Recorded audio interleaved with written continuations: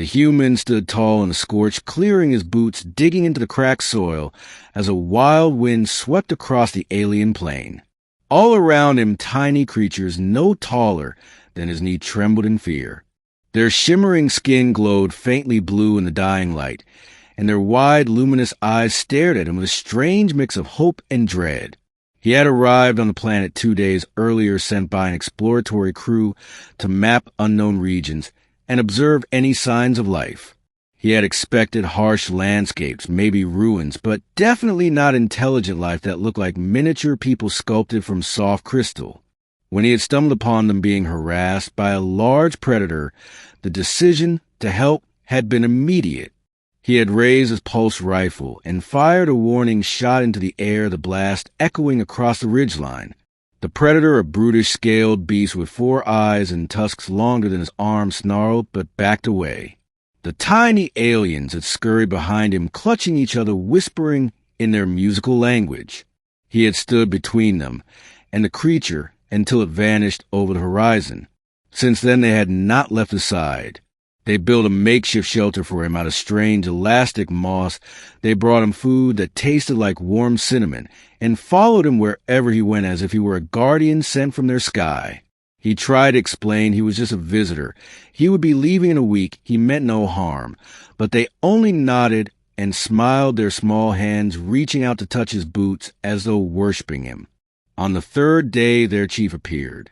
She was slightly taller than the others, maybe up to his thigh, and she wore a crown made of shimmering leaf-like gems that fluttered without wind. Her voice, when she spoke, was calm and deep and filled with wisdom that carried across generations. He could not understand the words at first, but their translator drones buzzed quietly until finally he grasped the message. "You have saved our children," she said. "You have faced a great tooth beast and stood with no fear. We owe you a gift, and gifts among our kind are sacred." The human raised his hands and shook his head nervously. "No gift is necessary," he said. "I only did what anyone would do." The chief tilted her head, her glowing eyes thoughtful. "You do not understand a gift," she said softly. "It is not a thing, it is a bond. You have proven your spirit is brave, your soul kind, and your heart strong. It is tradition." The tribe circled around him, their faces bright with anticipation. He looked around, unsure what was happening. Then the chief clapped her hands, and a young female stepped forward. She was barely the size of a child to him, with hair like flowing glass, and a long gown stitched from living light.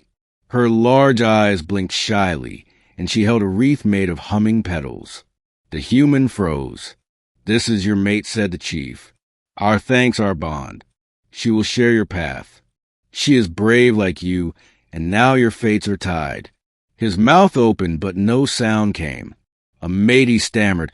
"I cannot marry someone so small, so alien." The chief smiled with patience. "She will not hinder you," she said. "She is wise. She is trained in ancient knowledge. She will advise you, keep you safe, and teach you our ways. The bond is not of flesh alone. It is a purpose of trust." The human felt every eye on him. He wanted to explain his world, his people, how such a union would be impossible.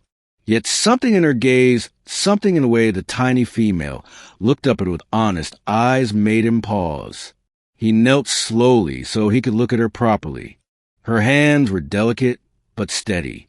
She did not seem afraid. "What is your name?" he asked softly. She touched her chest. "My name is Leary," she said. "I was raised among the water trees and trained by the sky watchers. I have studied human speech and ways since I was small. I volunteered to be your bond. I chose this." "You chose this," he repeated, stunned. "Why?" She smiled then, and it was like watching sunlight reflect off a calm river. "Because you protected us without asking for anything. Because you listened before speaking. And because I believe the stars sent you here for more than maps and reports." He sat back, feeling the ground beneath him as if it had changed. Leary stood before him, patiently waiting. The chief stepped forward, placing a small crystal band on his wrist. It pulsed once and fused with his skin. "The bond is set," she said. "Now she is your family, and your people are hers. The next days passed in a blur. Leary followed him everywhere, but not as a burden. She helped translate complex readings from the terrain scanners. She pointed out safe plants to eat, warned him of hidden dangers and ground, and even guided him through one of their ancient temples that had been swallowed by jungle. He was amazed by her intelligence, her courage, and her unshakable calm. Slowly he began to see her not as a miniature alien, but as a person. Her laughter came in gentle bursts, like wind chimes in a breeze. Her thoughts were sharp and precise. She would sit beside him at night and tell him old tales of her people weaving images into the sky with tiny floating seeds that glowed when she sang. They talked often about Earth, about humans, and what life was like among the stars. She listened with wide eyes, sometimes laughing, sometimes curious. She never judged, only asked more questions. He found himself opening up more than he had in years. One evening, under a violet moon, he turned to her. "Leary," he said, "do you regret bonding with me?" She looked up from the moss blanket, her hands folded in her lap. "Not even for a breath," she said. "You are unlike anyone I have ever known. You carry strength, but not cruelty, power, but not arrogance. I feel safe near you, and more than that, I feel seen." He exhaled slowly, the weight of uncertainty lifting bit by bit. "I never thought I could feel this way about someone not human," he admitted.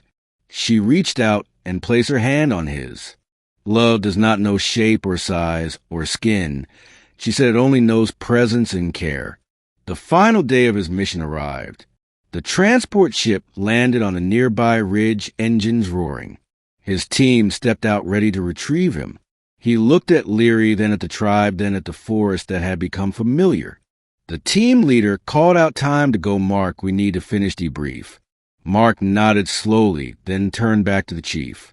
"I wish to request permission to stay," he said. The chief raised an eyebrow. "Stay," she echoed. He looked at Leary, who squeezed his hand. "I think my journey has only just begun," he said. The chief smiled and the tribe cheered. And so the human who once came to map alien ground found a new path in a world where bonds were sacred, where size meant little, and where a mini-wife with a vast heart had changed course of the stars forever. Ask ChatGPT.